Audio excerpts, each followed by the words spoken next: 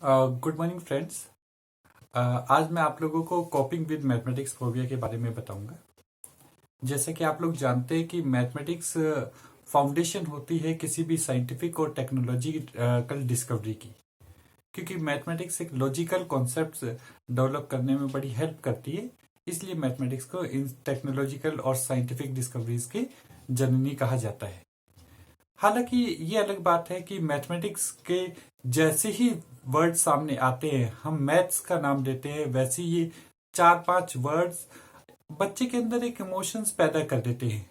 वो emotions dislike का, anxiety का, और सीधा सीधा मैथमेटिक्स से अपने फेयर को दिखाता है। इसका मतलब है कि अधिकांश बच्चे मैथमेटिक्स से डरते हैं। यदि आप देखेंगे खासतौर से विजुअल इंपेयरमेंट की फील्ड में, तो विजुअली इंपेयर्ड बच्चे मैथमेटिक्स को एक लेवल के बाद छोड़ देते हैं। जैसे कि सीबीएसई में क्लास 10th के बाद कंपलसरी नहीं होता मैथमेटिक्स लेना, तो मैथमेटिक्स वो छोड़ देते हैं जनरली।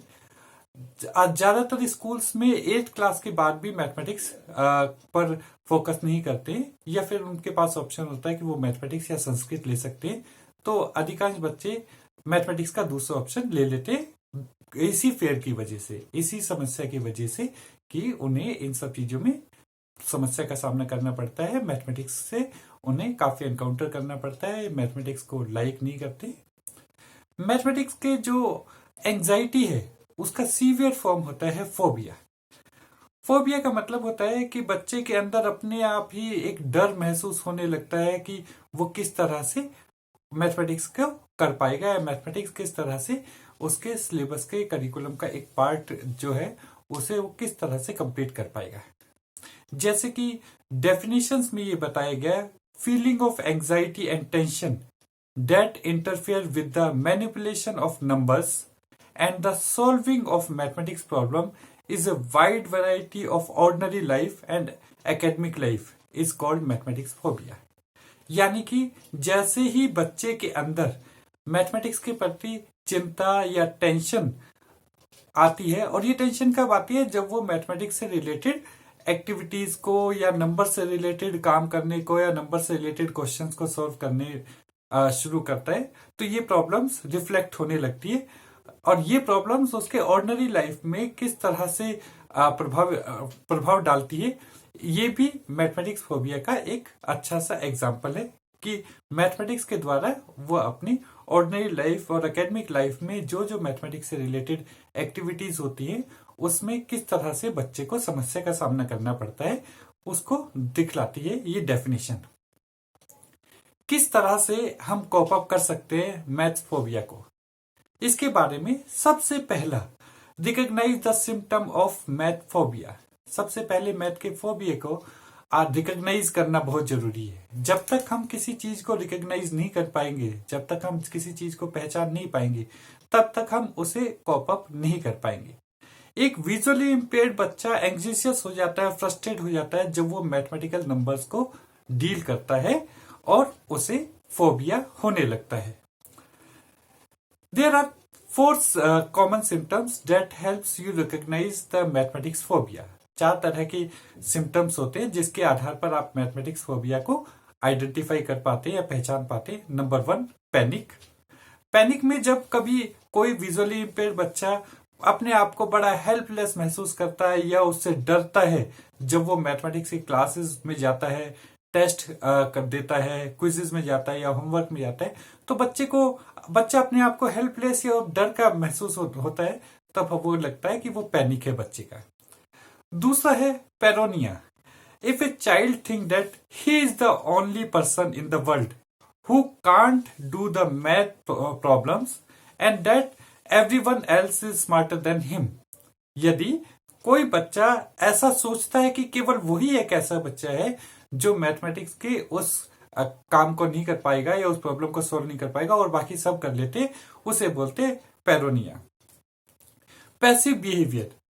यदि कोई बच्चा अपने आप को गिव अप कर दे कि मैं बिल्कुल नहीं पढ़ पाऊंगा, और वो ये कहता है कि वो केवल वही ऐसा बच्चा है जो कि किसी भी चीज को नहीं कर सकता है, उसे कहते हैं कि passive behaviour, if the child give up on trying to learn and understand mathematics entirely because he feels that he was just not smarter enough, इसका मतलब है कि वो बच्चा के अंदर पैसिव बिहेवियर आ गया है मैथमेटिक्स से रिलेटेड।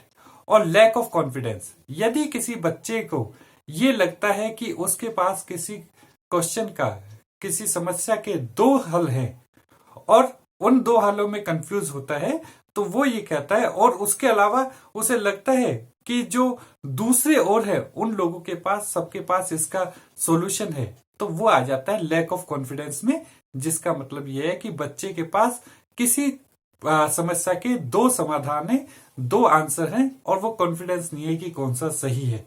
तो ये हम बोलते हैं कि लैक ऑफ कॉन्फिडेंस में आता है। तो ये 4 सिम्टम्स होते हैं जिसके आधार पर ये कहा जा सकता है कि बच्चे के मैथमेटिक्स फोबिया को पहचाना जा सकता है इन चारों सिम्टम्स के आधार पर। दूसरा, acknowledge your math anxiety. Mathematics जो एंजाइटी है, जो फोबिया है, उसे पहचानना बहुत जरूरी है। अगर हम उस मैथमेटिक्स के प्रॉब्लम को नहीं पहचान पाते हैं, या फिर हम उसे एक्नॉलेज नहीं कर पाते, कि हम ये नहीं कह पाते कि भी नहीं, मुझे इस मैथमेटिक्स से प्रॉब्लम है, तो कभी भी हम मैथमेटिक्स की फोबिया को कोप अप नहीं कर पाएंगे। इसका मतलब यह है कि कोई भी विजुअली इंपेयर्ड बच्चा जिसे मैथमेटिक्स से फोबिया है, उसे पहले ये एक्नॉलेज करना पड़ेगा, उसे ये एक्सेप्ट करना पड़ेगा कि उस बच्चे को मैथमेटिक्स से समस्या है, या उसे मैथमेटिक्स से प्रॉब्लम है, या मैथमेटिक्स में उसकी वीकनेस है। नंबर 3 आता है sign up for proper level of maths course, यानी कि उस बच्चे को एक लेवल पर रखना।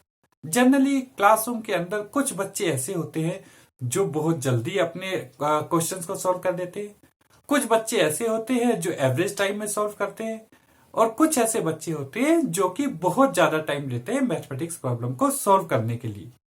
ये होता क्यों है? इसका रीजन ये है कि सभी बच्चों में अपनी अपनी इंडिविजुअल डिफरेंसेस होते हैं, उनकी अपनी अपनी डिफरेंट एबिलिटीज होती है, जिसके आधार पर वो क्वेश्चंस को सॉल्व कर देते हैं।